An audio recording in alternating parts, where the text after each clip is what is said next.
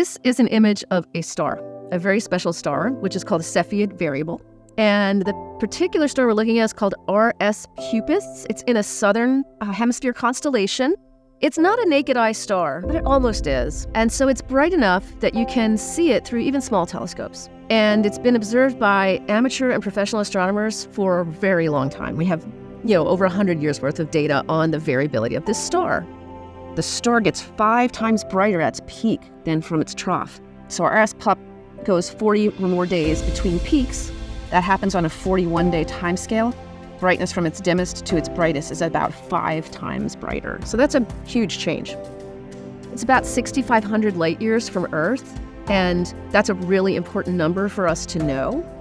The distance, the precise distance. It turns out it's a really important benchmark in how we understand the scale of the universe. Cepheid variables have a very special relationship between the period of variability, how fast it goes from one peak to the next, and their absolute brightness. So how much energy is coming out of that star. And if we know something's relative brightness, and we can measure its absolute brightness from something like the period-luminosity relationship of the Cepheid variable, then we can tell you what distance it must be at to look as bright as it looks to us. So this is a Cepheid variable. They're very important in our history of understanding our scale of the universe and how it evolves. And this particular Cepheid variable is in our galaxy, so it's nearby enough that we can study it really well. This one is so special because it's near the tip of that period-luminosity relation, so it really allows us to calibrate the entire relation.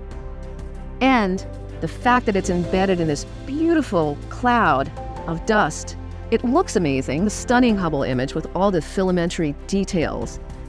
But there's also science embedded in this light. And that science allows us to get an extremely accurate distance to this Cepheid variable within about 10% accuracy or even better. But this is a star that's about 10 times more massive than the Sun. More massive stars, they live fast and they die young. And when that happens, the star starts to go through these changes. And so that's what is actually driving the period-luminosity relation, is that the star is actually unstable during this time. And when it's got a lot of heat coming from the core, that core has to do something when it expands. The radius gets much bigger, the star gets brighter, to a certain point where it cools down, and that starts to contract again. Now it doesn't have as much energy, it starts to fall back into gravity, where it gets close enough that it heats up again. That's actually what's driving these period-luminosity relations. So even though this star is younger than our Sun, because it's 10 times brighter, it's actually more evolved.